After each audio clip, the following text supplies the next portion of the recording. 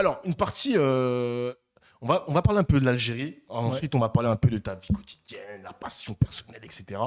Le climat diplomatique entre l'Algérie et la France reste tendu, notamment autour des OQTF et la détention de Boualem Sansal. Ouais. Pour toi, quel rôle devrait jouer la France pour apaiser Je les regarde tensions? justement si j'ai pas une info là-dessus. Non, c'est bon. Bah, On a foutu un en minute. fait, si tu veux, moi, je suis atterré par ce que je vois. Ouais. Parce que l'Algérie, c'est le pays avec lequel on a le plus de liens humains au monde. Puis il y en a d'autres, hein. Mais les pays africains en général, on a beaucoup de liens, avec une histoire douloureuse, il y a la colonisation, etc. Bien sûr. Mais on a des liens, c'est-à-dire on a des enfants en commun. Et l'Algérie, particulièrement. Moi, à Roubaix, je dois avoir 4000, 5000, ouais, j'ai au moins 5000 personnes, ne serait-ce que sur le registre électoral, tu vois, qui sont nées en Algérie. Tu rajoutes à ça les enfants et les petits-enfants, tu vois que ça concerne énormément de monde, en fait. Et moi, déjà, ça me fait mal au cœur, en fait, ce truc-là. Ensuite, tu as un fait, c'est que Retailleau est en train de faire de la politique intérieure, tu vois, en train de détourner le sens de la politique étrangère pour en faire de la politique intérieure. C'est-à-dire que le gars se place pour l'élection à la tête des Républicains, il se place pour une élection présidentielle, mais il se place pas pour les intérêts de la France. Bien sûr. Et en fait, ce qui se passe dans cette mise en tension, on va parler de Boualem Sansal, parce que moi je suis pour sa libération, etc., ne serait-ce que parce que c'est un homme âgé. En fait, tu vois. Avant même les considérations qui sont liées à ce qu'il dit, etc., parce que moi je suis complètement en désaccord avec ce qu'il dit, Bien sûr. mais c'est un homme âgé. Moi je suis contre le système carcéral en France, je vois pas pourquoi je serais pour en Algérie. Tu vois. Rien que ça. Donc, c'est pour ça que moi, tu peux commencer en fait en disant qu'on appelle à sa libération, il n'y a pas de sujet avec ça. Mais ce que fait Retailleau, d'une, il compromet complètement sa libération, mais en plus il fait de la politique intérieure avec ça. Et ça va contre C'est les même pas son intérêts de la domaine France. de compétence en plus. Pas du tout. Bah oui. Non. Ça va contre les intérêts de la France. Parce que, si tu veux, il y a 4000 entreprises françaises En Algérie. aujourd'hui qui négocient ou qui commercent avec l'Algérie, qui sont dans le brouillard. On a des usines à l'arrêt. Je crois que c'est Renault, notamment, qui est à Oran. Je crois que si je me trompe peut-être, je crois que c'est Renault à Oran. En tout cas, il y a une usine à Oran. Je crois que c'est Renault. Michelin qui est en galère, il me semble. On a des partenariats diplomatiques. Et surtout, si tu veux, on est en train de se prendre la tête avec des gens qui, justement, au moment où tu vois, il y a des logiques de bloc qui s'installent, États-Unis, Chine, Russie, des logiques de bloc, on est en train de se prendre la tête avec les seuls qui ne sont pas dans cette logique de bloc. Il y a les seuls, en fait, avec qui on pourrait créer des diplomaties Bien sûr. communes. C'est d'une stupidité sans nom. Enfin, tu vois, moi, je trouve que, avant même de parler de valeurs, etc., pour les intérêts français, c'est une stupidité. Ensuite, on a des enfants en commun. Donc, on ne peut pas divorcer, en fait. C'est pas possible. Et je t'ai parlé de Boualem Sansal, du fait qu'il faille qu'il soit libéré, etc. Mais ça, c'est aussi, si tu veux, c'est ce qui occupe la scène médiatique. Mais le fond du problème, c'est qu'on n'a pas réglé en France notre rapport colonial à l'Algérie L'Algérie, oui. et ses conséquences. Moi, quand je vois, par exemple, Apathy qui se fait mettre en retrait de RTL parce qu'il a dit, en gros, la France a fait des centaines de radours sur glane. Oui. Bon, moi je trouve la comparaison effectivement avec le régime nazi, c'est pas forcément la plus pertinente parce que tu sais, ça choque la sensibilité des gens. Mais je pense que qui ne c'était connaissent voulu pas de le sa contexte. part. C'était voulu aussi. Mais en fait, c'est même pas lui vraiment qui parle du régime. C'est d'autres journalistes, si j'ai bien compris, Ok. qui font la comparaison avec le régime nazi et lui il parle enfin, qui font la comparaison avec Oradour sur glane. Lui il fait ça. Mais à l'école, tu n'apprends pas les atrocités. Enfin, je veux dire, en vrai, ce qu'on dénonce, par exemple, sur ce qui se passe à Gaza, sur ce qui se passe en Cisjordanie, mais la France a fait, par exemple, par rapport à la Cisjordanie, mais la France, Israël, c'est des rigolos à côté de la France, c'est des 130 ans de colonisation. On a fait des choses. Moi, le dernier bouquin que j'ai lu, que je suis encore en train de lire, c'est sur justement Algérie 1962, donc sur l'histoire de la révolution en Algérie, etc. Ça commence comme ça, c'est en fait au sortir de la guerre, tu as un quart de la population algérienne qui est dans des camps de population. Un quart de la population totale dans des camps de population. C'est pas des camps d'extermination, c'est pas des camps de concentration, c'est pas exactement pareil, mais dans des formes de camps, tu vois. Le nombre de morts n'est pas connu. La guerre de conquête qui commence dans les années 1800, par exemple, c'est des centaines et des centaines de milliers de morts, avec des méthodes de massacre, style les enfumages.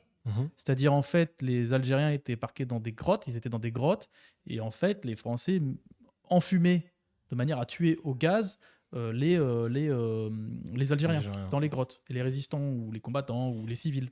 Donc tu vois, ça, en matière d'atrocité, on a fait des choses tellement dures et on n'en parle tellement pas que forcément, quand Apathy prend la parole, on se dit mais non, c'est pas possible et tout. Ben, en fait, si. Et ça, c'est documenté historiquement. Documenté. On l'apprend Voilà. à l'école. Moi, je l'ai appris à l'école. Hein, On l'apprend, mais on n'apprend etc. pas tout, en fait. apprend On pas apprend tout, qu'il y a oui. la guerre d'Algérie, on apprend qu'on a fait des trucs pas bien, mais on te dit pas à quel point. Ouais, c'est ça. Et surtout, on ne dit pas à quel point ça a profondément influencé notre vision des Algériens, notre vision des Arabes par extension, notre vision des Africains par extension aussi, même si par rapport à l'Afrique subsaharienne, il y a aussi l'histoire de l'esclavage qui rentre, qui est encore un rapport un peu différent. Mais tu vois à quel point ça nous a matrixé et à quel point surtout on n'en est pas sorti. Ça, c'est le truc à comprendre. On n'est pas sorti de cette vision-là. Moi, quand je vois comment... En fait, on parle des Palestiniens comme on parle des Algériens. Tu vois. Par exemple, dans le débat public. Tu vois, une vie ne vaut pas une vie. Et moi, je pense que le nœud du problème est là et que on ne sortira pas de tensions avec l'Algérie, si tu veux, tant qu'on n'aura pas attaqué la question de fond, qui est la question de la mémoire. Pas avec ce gouvernement, en tout cas, parce que c'est impossible. Hein. Oui, bien sûr. Mais après, moi je... attendre un peu. Hein. Il y a des historiens français que tu vois, Benjamin Stora, qui est un historien qui, par ailleurs, est un peu aussi critiqué par les Algériens parfois, etc., mais qui fait quand même un travail de qualité. Ou qui fait un travail par rapport à la mémoire, de la colonisation, etc. Il y a des historiens algériens, et si tu veux, tu ne peux pas aller contre le besoin de vérité. C'est-à-dire leur lutte est perdue d'avance au Rotaillot et compagnie. Il y a des données historiques qui sont disponibles, exploitées, et les jeunes générations ne veulent pas prendre part à la guerre. En fait, ce que les anciens de 70 ans, les pieds noirs, qui ont des histoires liées à la colonisation et à la décolonisation qui sont très douloureuses, mais nous, notre génération, on n'est pas là-dedans, on ne veut pas de ça, et on veut savoir ce qui s'est passé aussi. Et c'est pour ça que j'ai un peu d'espoir quand même, c'est que je pense qu'on est une génération qui arrivera, à mon avis, qui arrivera à se réconcilier si ceux qui sont au pouvoir aujourd'hui ne foutent pas trop le bordel, en gros. Et c'est dans notre intérêt. On a atteint le pic, tu penses, des embrouilles entre l'Algérie et la France ou pas, ou ça peut aller plus loin? Ça peut aller plus loin. Moi, je vois des commentaires Twitter où il y a des personnes, vraiment, ils vont loin dans leurs tweets, où ça parle d'intervention militaire. Genre, je me dis, mais waouh, mais bon, le déjà, débat, il va si loin que ça. L'intervention militaire, je veux dire, on n'est pas l'Amérique quoi, de... genre Non, mais on n'est pas l'Amérique de Trump. Hein. Bah oui, Donc, je comprends faut pas. arrêter de penser que l'Algérie, en claquant des doigts, ça va être avalé, etc. Surtout qu'en plus, ce qui est terrible, c'est que les peuples algériens et français sont deux peuples très politiques. Comment dire, tous les peuples sont politiques, mais on est tous les deux nés d'une révolution. Nous, c'est contre le roi. Les Algériens, c'est contre l'occupant. Mais il y a un processus révolutionnaire et une identité profonde qui est très politique en Algérie et en France. Et donc, la manière dont s'y prennent là, les responsables français, il n'y a rien de pire. Tu vois. Mais de la même manière que nous, en tant que Français, quand on nous attaque de cette manière-là, on réagit de manière... tu vois, gilet jaune et gaulois réfractaire, comme il dit. mais c'est une fierté de dire ça. Mais les Algériens, ils sont comme nous, en fait, de ce point de vue-là. Et donc, on cible sur Boualem Sansal, les TikTokers. Tu sais, les gens les appellent les influenceurs, mais c'est des TikTok. Ah, Doualem. Mais tu crois que ces gens sont envoyés par le régime algérien? Tu crois que c'est aussi vulgaire que ça? Tu vois, je veux dire, un État a quand même d'autres moyens de déstabiliser la France que d'envoyer des espèces de... C'est pas vrai, en fait. Donc, en fait, on est au ras des pâquerettes en France. Et après, c'est pas TikTok, hein. J'ai vu que le truc en Roumanie, etc., là, ça vient de TikTok et tout, les fonds qui ont été récupérés par le mec qui est arrivé en tête. J'ai vu aujourd'hui ou hier que maintenant il est invalidé. Alors le mec, il peut plus se présenter. J'ai vu ça. C'est n'importe quoi. TikTok, c'est dangereux. Non, mais attention. TikTok, oui, mais pareil. Mais par contre, c'est pas des gens qui sont envoyés par l'État algérien pour. Non, c'est illégal. Alors, à part si on me prouve le contraire, hein. Moi je veux bien, hein. Et par ailleurs, le propos mal traduit, expulsion avant une décision de justice de France. Donc en fait, c'est la honte. En vrai, c'est la honte, c'est-à-dire on ne respecte pas notre propre état de droit. Donc l'Algérie nous fait la leçon après, mais juridiquement, c'est valide de leur part sur une expulsion prématurée parce qu'on n'a même pas attendu que la personne ait son procès. Et on s'écarte de nos valeurs. Hein. Darmanin, il s'est précipité. Pas Darmanin, Rotaillot, pardon. C'est précipité pour ça, pour l'expulser, pour envoyer un message. Je vais te dire il y a beaucoup de politique, ce mec, quand même. Ce comportement-là vis-à-vis de l'Algérie a des conséquences terribles. Ça, je suis bien d'accord. Parce que, par exemple, en Afrique, et dans toute l'Afrique, tu vois, en Afrique, ça bouge. Il y a des business, il y a des contrats, etc. etc. Tu vois, faut arrêter d'avoir cette vision de l'Afrique de tu vois, ils font rien, ils sont pauvres. Non, ça bouge à mort. En Afrique, le nombre de contrats qui sont perdus par la France. Parce que c'est la France de Retailleau et compagnie, c'est-à-dire la honte. Ouais, c'est ça. Avec des gens qui, en fait, voient le contrat, se disent bon. En plus, on a des avantages, on a des atouts, etc. On a une langue en commun, mais qui se disent ouais, la France galère. Parce que avec des types comme ça au pouvoir, Bah tu oui. sais pas ce qui va se passer. On rate des contrats, mais qui sont des. Enfin, moi, j'ai quelques retours d'entrepreneurs ou autres. La France rate des contrats à cause de son comportement vis-à-vis de l'Algérie et de l'Afrique en général. Mais l'Algérie, si tu veux, c'est le point de départ après qui contamine le reste. Et et j'espère que le peuple français se rendra compte de ça, parce que c'est vrai qu'on est beaucoup intoxiqué au truc, ouais, les OQTF algériens, etc., avec plein d'autres problèmes. Il y a des OQTF, en fait, ils sont pas algériens. Ils disent qu'ils sont algériens en arrivant, parce qu'ils pensent que c'est une situation. Enfin, tu vois, des fois, c'est Ouais. même pas des Algériens, enfin, ça arrive. C'est pas que, hein, il y a aussi des OQTF algériens. Hein.